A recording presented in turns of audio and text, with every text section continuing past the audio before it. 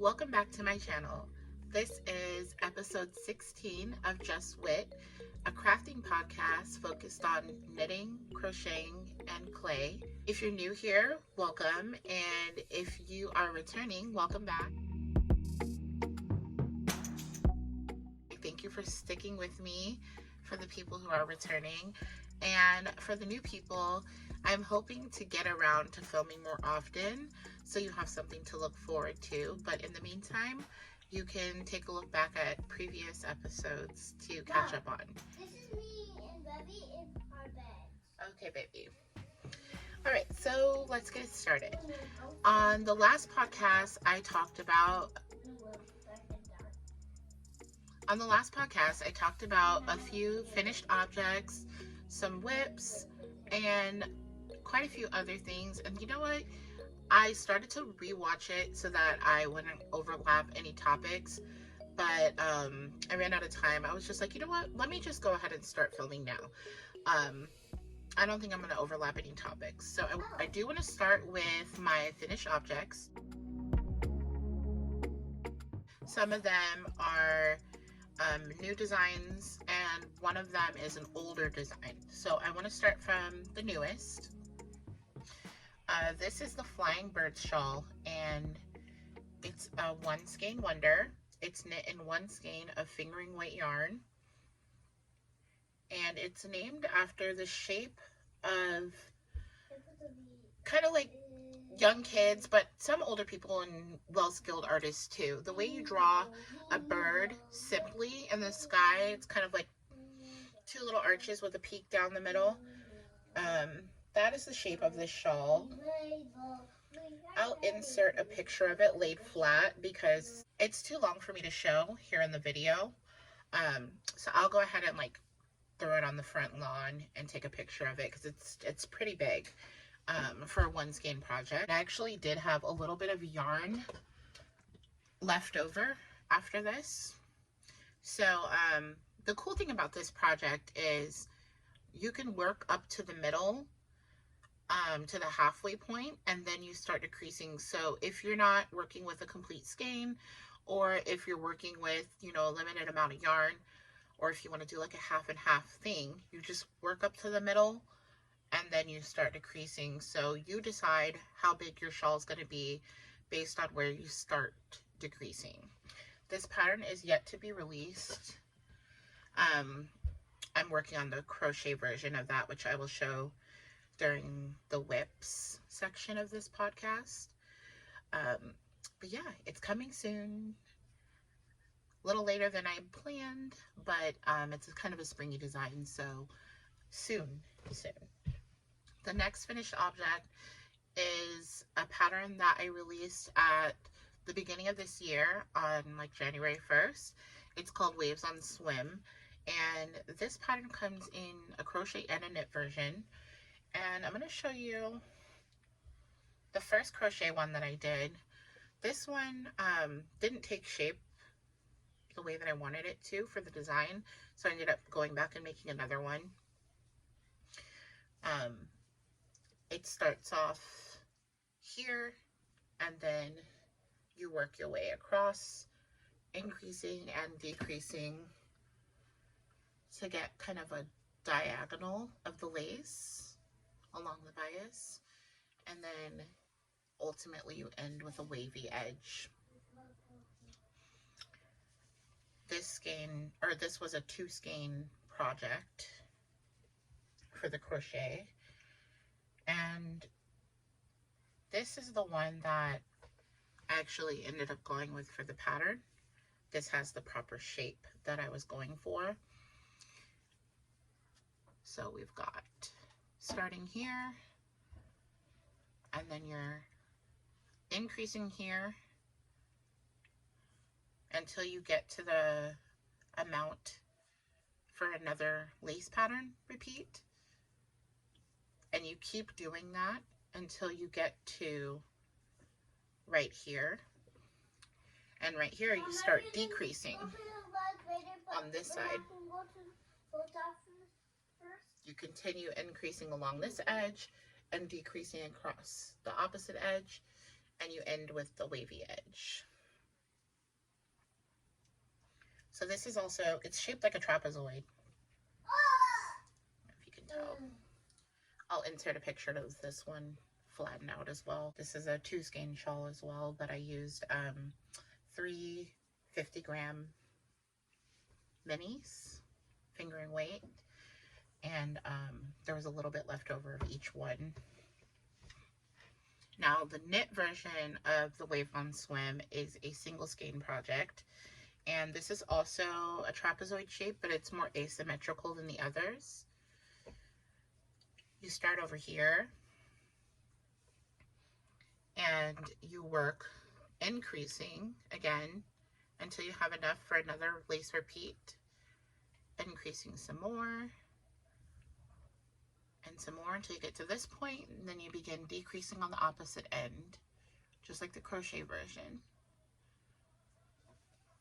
all the way until you end with a wavy edge. Both of these patterns, the knit and crochet version, are available for purchase on my website. Of course, I'll put a link in the description.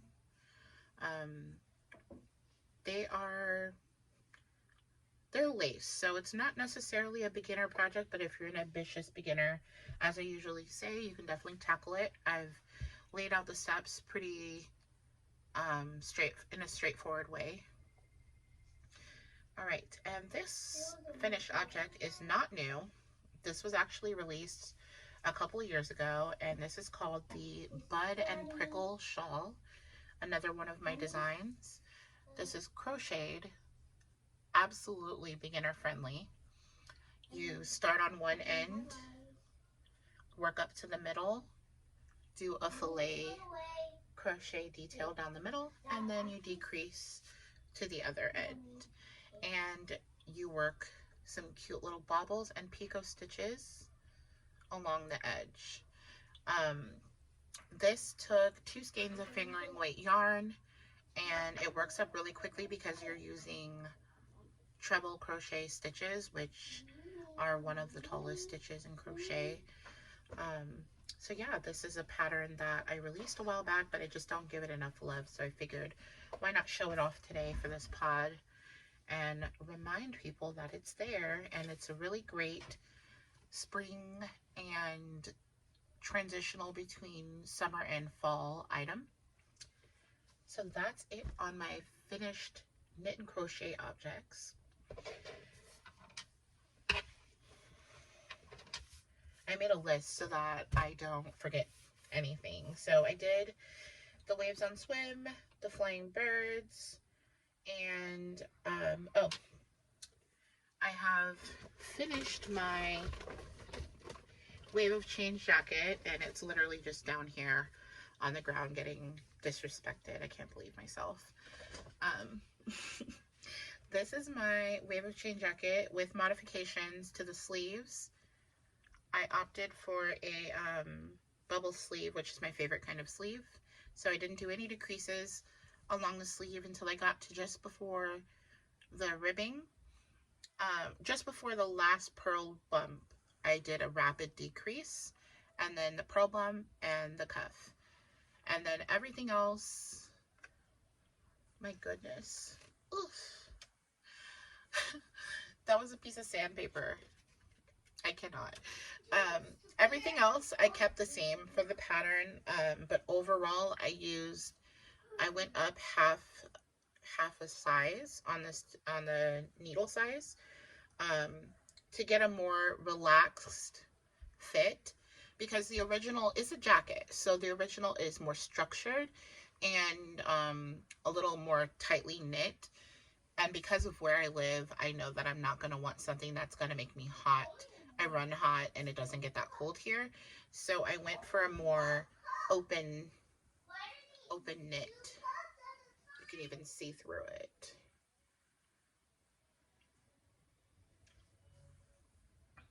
I went for a more open knit, so I could be comfortable and wear this throughout all the season. The only thing I don't like is I just used a regular acrylic yarn, and my hair does not agree with it. Every day I wear it, I'm picking out red acrylic fuzzies out of my hair. So I'm going to end up having to limit myself to only wear this when I've got my hair up in a bun, which is pretty often. But yeah, so I just noticed that, and now I'm like, okay, I'm not knitting anything else in this yarn because I don't want to be restricted on what hairstyle I can wear with my knits. But that's another finished object, and the final knit and crochet finish object. A sewing finish object that I have is this heart pouch. This was made for Passion Knits Yarn. We did a collaboration for Valentine's Day, as we do every year. Last year was our first year. This year is our second annual I Love Me More Than You box. And the focus this year was self-care. And we basically picked a color scheme based on this fabric. I found this fabric in Joann as I was just cruising along, minding my business. I stumbled along this fabric, and I called her up on the phone, video chat, and we picked out the solid colors to go with it for the insides. We went with an orange and maroon. The ones that I sold had all of the one color, so it would be like either all orange or all maroon inside. And then the zippers were various colors. I kept one or two for myself. I know I have this one. I'm pretty sure I kept another one for myself, but I can't find it. So I have this one, and it's got some little trinkets in there that I love to work with. Some snaps, some stitch markers, and a few other things. I did a little video on what's in my pouch, so I will post that in this video so you can see what I've got in here.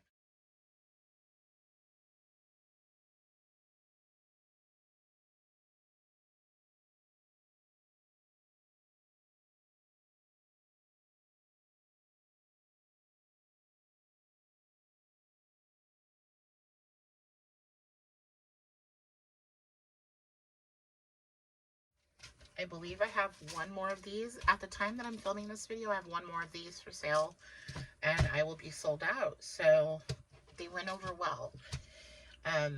The yarn that I got with that, so we'll move over into like acquisitions, new yarn. The yarn that I got with that was dyed by Passion Knits, and it came in this adorable iridescent, like holographic box. I will show you. They're mini skeins. So you also, in the box, you also get other things. Got some mindfulness, like self-care type cards. Some eye masks. A detox face mask. Another detoxifying mask, but this one's charcoal. And then this describes everything that's going to be in the box. It came in a cute little envelope. Some sensory stickers. They're bumpy, so you put them wherever you maybe where you work, maybe on a folder, a binder, or something, and you can just kind of rub them, and they just feel really cool to the touch. Hut says that they help relieve stress. You can stick on any surface, such as an iPad, laptop, or at your workstation. So I'm going to find a nice place to put those, probably on the edge of my table somewhere. Let's get into the yarn. There's other things, but let's get into the yarn. Oh my gosh, there's so many. I'm dropping them. Hold on.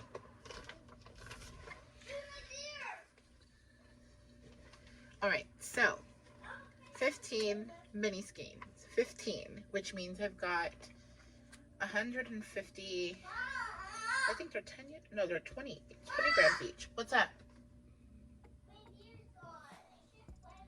What's gone? I don't know where it is either.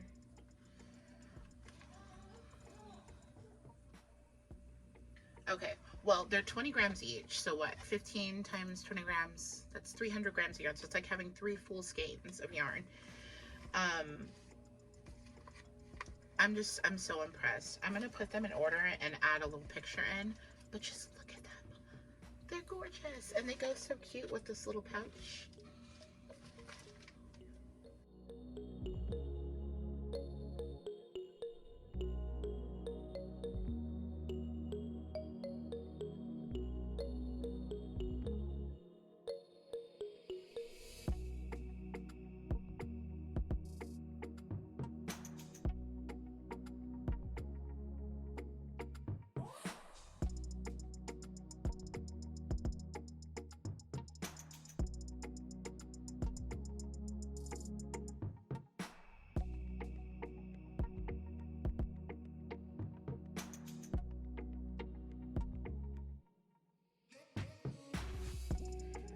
This is just like the ultimate collaboration. Having a friend that's a dyer, um, and being able to use that yarn in a project, maybe to design something or just something for myself, is so gratifying because, you know, she put a little piece of herself into this to come about these colors, and then as I work them into a project, I'm putting a little piece of myself into the project, and so it like literally will represent our friendship, which is so awesome to me. So I look forward to working with these. She also included this adorable glittery puzzle, which I'm going to put together when I'm feeling stressed out later this week, which is almost a guarantee every week.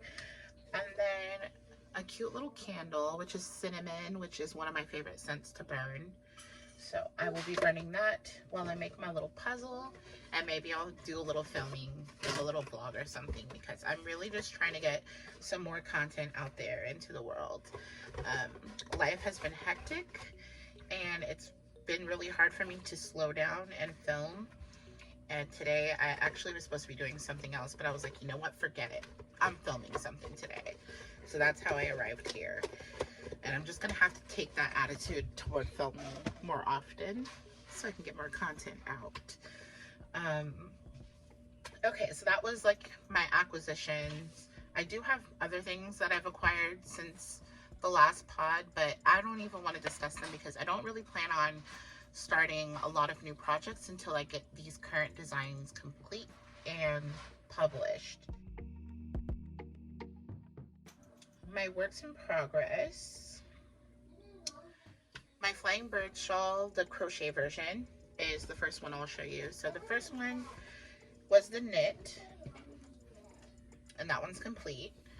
And now the second one is the crochet. A little neck cramp. And this one's a work in progress.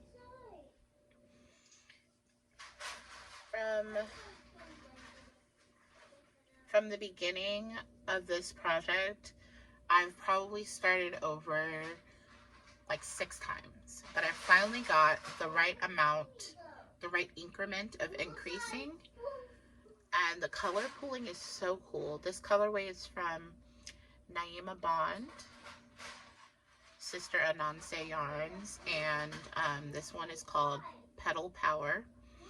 This one is from Passion Knits Yarn and Renee. This one is called My Click, My Hood, I believe. It's from the Smurfs collection. And yeah, I just figured that this would be an awesome duo for the patterns. It's a very skinny shawl, and it increases to a certain point and then it decreases just like the knit one. So I'm probably pretty close to the halfway point. I'm like a quarter or 3/4 of the way to the halfway point, and then I'll start decreasing. So yeah, that's my first whip. And then I have a couple of other whips working on, like crochet beanies, and they're crocheted flat, and they use short rows for shaping, and then you seam them up the back, drawstring the top, and you're done. And I'm gonna get 2 of them out and show you. Just give me a minute.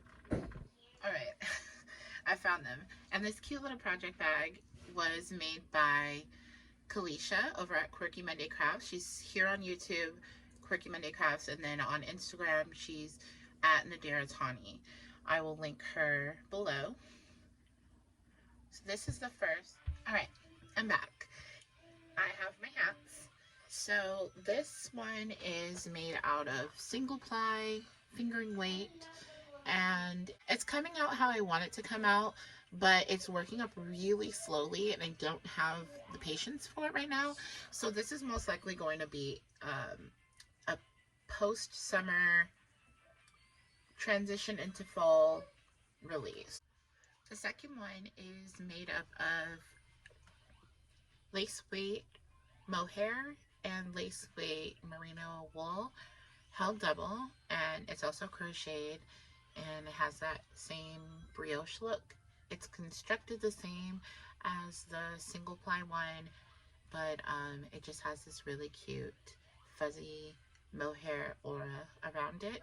And once again, also working up slowly, and I don't have the patience. I'm not really in the headspace for slow moving projects these days. So I am pumping the brakes on these two beanies, these two designs, and hopefully at some point in the next few months, I'll get the motivation to pick them back up so that I can have them prepared for the end of summer, early fall release. I do have a couple of other whips. My jumbo frog, which I started my jumbo frog months ago. And I mean months ago, like I think I was doing it for Kalisha's Mr. Grinch make-along from November to December. Sorry, I just killed my light.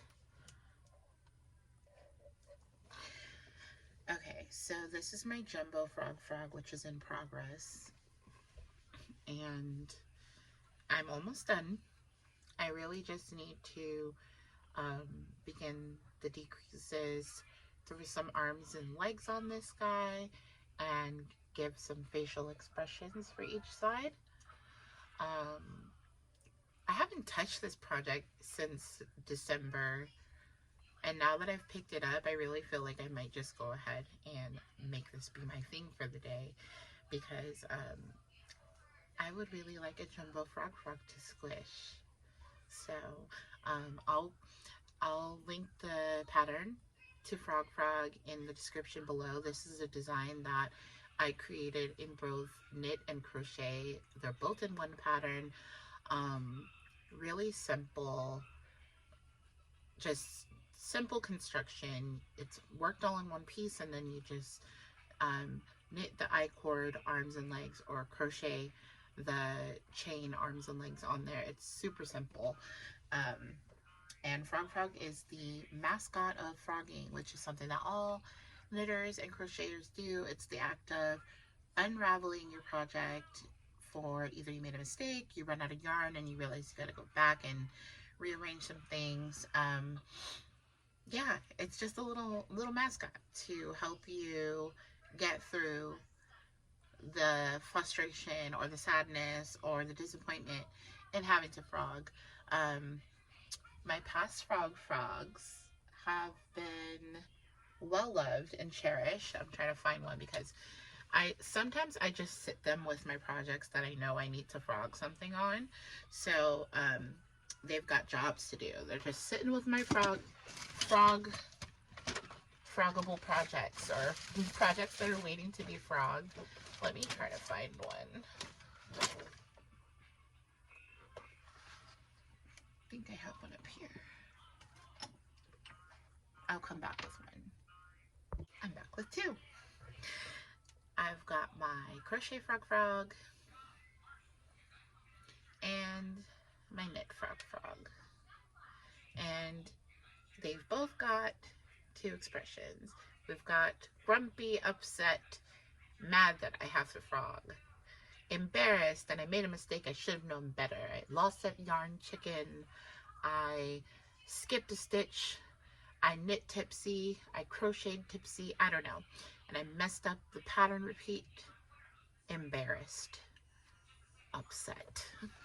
My other frog that I have is the crochet version, but it's like micro crochet, and I gave that one an upset face and a smiley face because sometimes frogging is not bad. Sometimes you're like stumbling on an epiphany. You've got this, your clarity has been achieved, and you figured out the proper way or the perfect way to achieve what you want in a project.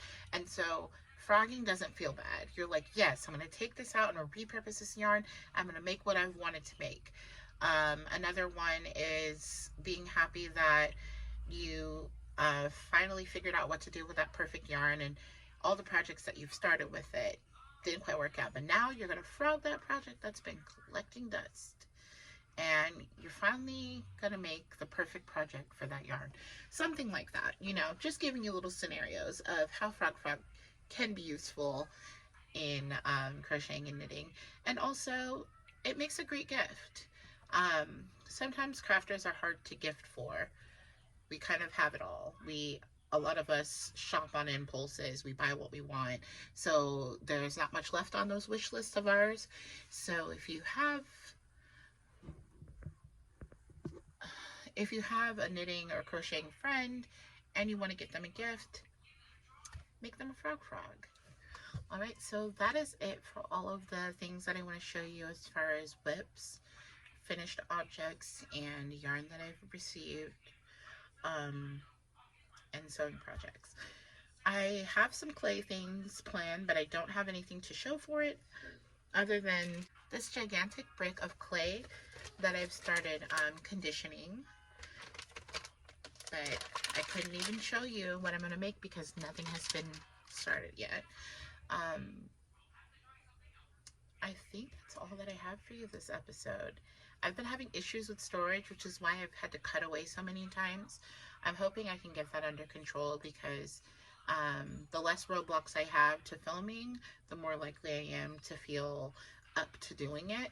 I knew that I was going to deal with storage issues, and that's probably why I hesitated to even sit down and start filming. And plus, you know, life just gets in the way. But I'm trying to move life out the way and just squeeze that filming in and then get right back to it more often. We'll see how that goes. Yeah, that's all I have for y'all today. Thank you so much. All right, I'm back filming on my iPad because once again, I don't know what's up with iPads and iPhones and the cloud, but we got beef right now. I don't even know what I was talking about. I think I was giving y'all a goodbye. If you've made it to the end of this podcast and you like what you saw and you want to see more, I greatly appreciate it if you leave a comment and let me know, because it helps to know that people are watching this and it encourages me to do more. Right now, I'm not monetized and I'm doing all this for free, so watching to the end truly helps me because that boosts my watch hours, which is one of the things that I need to do in order to become monetized. If you like this video, please like and share and subscribe if you have not already. And if you have subscribed already, I thank you and I truly appreciate you for being here. Until next time.